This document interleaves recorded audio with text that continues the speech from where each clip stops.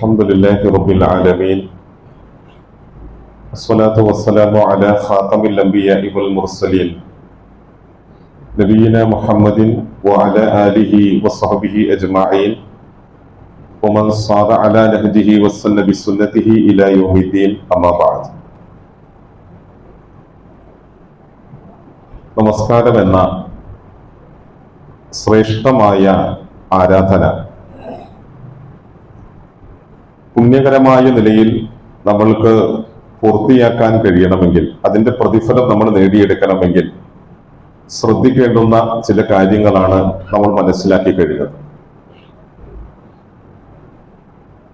നമ്മളുടെ മനസ്സിലുള്ള നീയത്ത് ഏതൊരു പ്രവൃത്തിക്കും എത്ര കണ്ട് ശക്തമായി തീരുന്നുവോ അതിനനുസരിച്ച് പ്രതിഫലങ്ങളുടെ മഹത്വവും ശക്തമായി തീരും. അപ്പൊ നമ്മൾ വീട്ടിൽ നിന്ന് വുളൂ ചെയ്ത് പള്ളിയിലേക്ക് പുറപ്പെടുമ്പോൾ ഓരോ ചുവട്ടടിക്കും പ്രതിഫലം ലഭിക്കുമെന്ന് നബി സല്ലല്ലാഹു അലൈഹി വസല്ലമ തങ്ങൾ നമ്മളെ പഠിപ്പിച്ചിട്ടുണ്ട്. അത് കഴിഞ്ഞ് നമ്മൾ പള്ളിയിൽ വന്ന് ജമാഅത്ത് നമസ്കാരം പ്രതീക്ഷിച്ചുകൊണ്ട് അവിടെ ഇരിക്കുന്ന ആ സമയം അത്രയും മലക്കുകൾ നമുക്ക് വേണ്ടി പ്രാർത്ഥിച്ചു കൊണ്ടിരിക്കുമെന്നും നാം നമസ്കാരത്തിലുള്ള ആളിനെ പോലെ അതേ പ്രതിഫലം നേടിയെടുക്കുന്ന ആളുകളായി തീരുമെന്നും നബി സല്ലല്ലാഹു അലൈഹി വസല്ലമ തങ്ങൾ നമ്മളെ പഠിപ്പിച്ചിട്ടുണ്ട്. നമ്മളിവിടെ ചിന്തിക്കേണ്ടത് ഇത് ഈ ഒരു പ്രതിഫലം നമ്മൾക്ക് കിട്ടുന്നത് നമ്മൾ ഈ ഒരു നീയത്തോടു കൂടി പുറപ്പെടുമ്പോഴാണ്, അല്ലാതെ വെറുതെ പള്ളിയിലേക്ക് പുറപ്പെടുമ്പോഴല്ല. എനിക്ക് ഈ പ്രതിഫലം കിട്ടണം എന്ന ആഗ്രഹത്തോടെ ആ ഒരു നീയത്തോട് പുറപ്പെടുമ്പോൾ, ആ ഒരു നീയത്തോടു കൂടി പള്ളിയിൽ ഇരിക്കുമ്പോഴാണ് നമ്മൾക്ക് ആ ഒരു പ്രതിഫലം നേടിയെടുക്കാൻ കഴിയുന്നത്. ഇത് നമ്മളുടെ പള്ളിയിലേക്കുള്ള പുറപ്പെടൽ തന്നെ, നമസ്കാരത്തിന് വേണ്ടിയുള്ള ആ ഒരു തയ്യാറെടുക്കൽ തന്നെ വളരെ ഗൗരവത്തോടെയായിരിക്കണം. അപ്പൊ നമ്മൾക്ക് എല്ലാവർക്കും അറിയാം, നമ്മൾ ഏറ്റവും ഇഷ്ടപ്പെടുന്ന, നമ്മൾ ഏറ്റവും അധികം ആദരിക്കുന്ന ഒരാളുടെ മുന്നിലേക്ക് നമ്മൾ പോകുമ്പോൾ നമ്മളുടെ വസ്ത്രധാരണവും നമ്മളുടെ ശരീരവും ഒക്കെ ഏതവസ്ഥയിലായിരിക്കും. എല്ലാവർക്കും അറിയാം, ഏറ്റവും ഇഷ്ടപ്പെട്ട ഒരാളുടെ മുന്നിലേക്ക് പോകുമ്പോൾ ഏറ്റവും നല്ല നിലയിൽ പോകാനാണ് എല്ലാ ആളുകളും ആഗ്രഹിക്കുക. ഒരു വിശ്വാസിയെ സംബന്ധിച്ചിടത്തോളം വിശ്വാസിയുടെ ജീവിതത്തിൽ ഏറ്റവും അവൻ ഇഷ്ടപ്പെടുന്നത് വല്ലദീന ആമനു അശദ്ദു ഹുബ്ബൻ, ഏറ്റവും കഠിനമായ സ്നേഹം അള്ളാഹുവിനോടാണ് ഏറ്റവും കൂടുതൽ ഇഷ്ടപ്പെടുക. അപ്പൊ അള്ളാന്റെ മുമ്പിലേക്ക് പോകുമ്പോ ആ ഒരു തിരിച്ചറിവോട് കൂടെയായിരിക്കണം പോകേണ്ടത്. റസൂലുള്ളാഹി സ്വല്ലല്ലാഹു അലൈഹി വസല്ലമ തങ്ങളുടെ പൗത്രനായിരുന്ന അലി സൈനുൽ ആബിദീൻ റളിയല്ലാഹു തആല അൻഹു, അദ്ദേഹം നമസ്കാരത്തിന് വേണ്ടി തയ്യാറെടുത്ത് വുളൂ ചെയ്യാൻ വേണ്ടിയിട്ട് ഒരുങ്ങുന്ന സന്ദർഭത്തിൽ തന്നെ അദ്ദേഹത്തിന്റെ മുഖം മാറും. അപ്പൊ അദ്ദേഹത്തോട് പിന്നീട് ചോദിക്കപ്പെട്ടു, മാലക യാ ഇമാം, എന്താണ് താങ്കൾക്ക് പറ്റിയത്?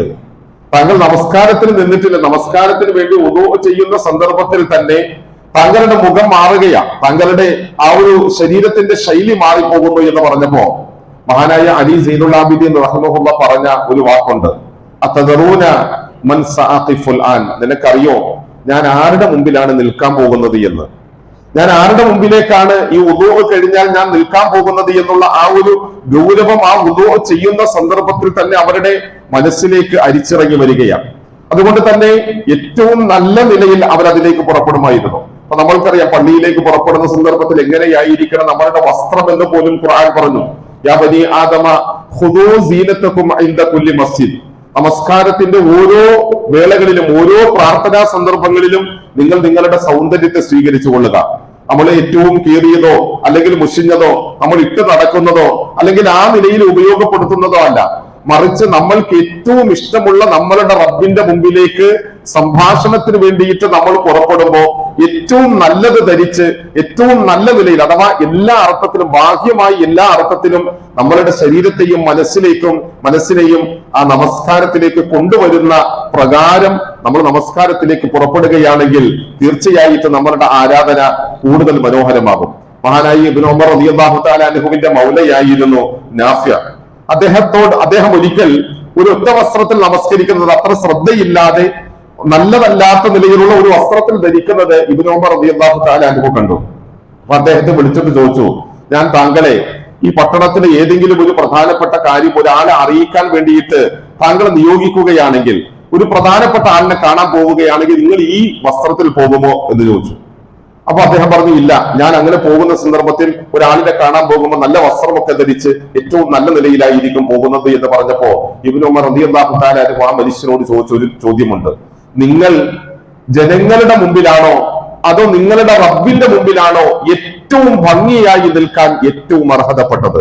യഥാർത്ഥത്തിൽ ആ നിലയിലായിരിക്കണം നമ്മളുടെ നമസ്കാരത്തിലേക്കുള്ള പുറപ്പെടൽ. അങ്ങനെ നമ്മൾ പുറപ്പെടുമ്പോൾ ആ നമസ്കാരം എന്നുള്ള ആ ഒരു ചിന്ത കൂടുതൽ മനസ്സിൽ ദൃഢമായി തീരുകയും നമസ്കാരത്തിന്റെ ഉള്ളിലേക്ക് നമ്മളുടെ ശ്രദ്ധ പതിയാൻ അത് കാരണമായി തീരുകയും ചെയ്യും. അള്ളാഹു സുബ്ഹാനഹു വ തആല അവൻ ഇഷ്ടപ്പെട്ട നിലയിൽ ഈ ഇബാദത്ത് പൂർത്തിയാക്കാൻ അള്ളാഹു നമ്മൾക്ക് എല്ലാവർക്കും തൗഫീഖ് തന്ന് അനുഗ്രഹിക്കട്ടെ. അസ്സലാമു അലൈക്കും വറഹ്മത്തുള്ളാഹി വബറകാതുഹു.